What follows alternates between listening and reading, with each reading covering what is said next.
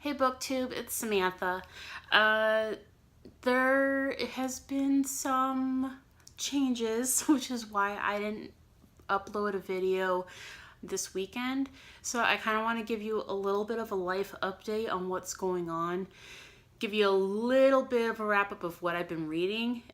I actually haven't been reading that much. The last time that I uploaded was when I went on that trip to South Dakota. I was reading Son of Neptune by Rick Riordan, and honestly, I haven't picked it up since. Not because I don't want to read it, just like I said, there's this big life thing going on that I've been having to come to terms with that, and it's kept me from reading. But on the other hand, I have been trying to do audiobooks more often, and I've been really into Game of Thrones recently. Promise no spoilers about the show or the books. I've only ever read the first book, which is Game of Thrones. This book, it's dense, but I found that I can easily get through this book by reading. I've actually read this book at least 3 times. I always enjoy it, absolutely love it. If you've seen the show, it's basically season 1. There are a few little Easter eggs in here, which are really cool to read. If you know the show, you kind of know what's going to happen. That's really cool. But when it comes to A Clash of Kings, every time I pick up this book, I get about this far in. I get about a quarter of the way in. I think one time I actually managed halfway through. As you can see from the spine, I just never get past halfway.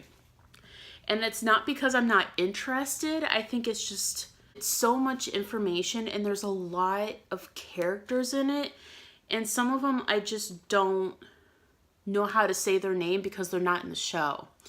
So I end up picking other books up instead. So what I've been doing to try and do something different is I've been listening to the audiobook of A Clash of Kings, and that has been working for me really well. I can't remember the name of the narrator. I'll put it down in the corner when I look it up because it's on my phone. But I've been listening on it at 1.25 speed because I find that with the fantasy books, I still want to enjoy the book. I don't want to just fast forward through it and just hear the words. I want to actually sit with the characters and enjoy the reflections and the narrator's voice. Considering there's so many characters in the book, he does a really good job of narrating the different characters. I can kind of tell the difference when he's narrating different characters, which is nice. The only complaints that I have with the audiobook, I'm sure that the audiobook was created before the show, because the way that the narrator portrays certain voices, it really has a discord in my mind of how the actors portray them in the show. Like, for example, with Davos Seaworth, in the show, he comes across very presentable, very respectable, very loyal person.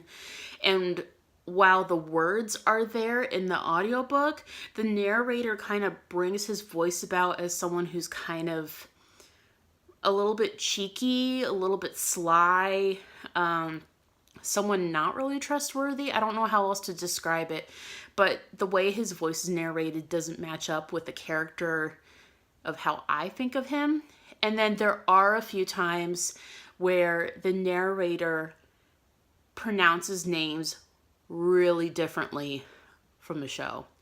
For one, with Peter Baelish, he says Petar.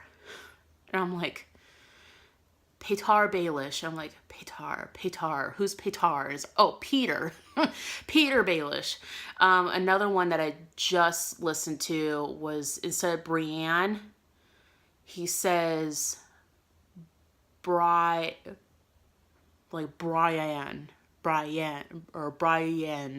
He makes it into 3 syllables instead of a 2-syllable name. So that's a little jarring, but once you kind of get used to it, I'm definitely still getting the story, which is the important part. I'm actually getting through it pretty quickly, which is nice.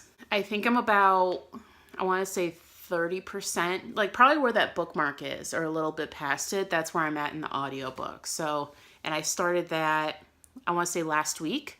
So I'm getting through the audiobook a lot faster than I would be if I was reading the book. Now with the life update. I got back from, my husband, my trip from South Dakota, and something that my father-in-law had kind of said off the cuff was that it'd be really good if my husband and I could live in South Carolina because my husband has really bad allergies, and South Carolina is a place where my father-in-law's allergies were really good.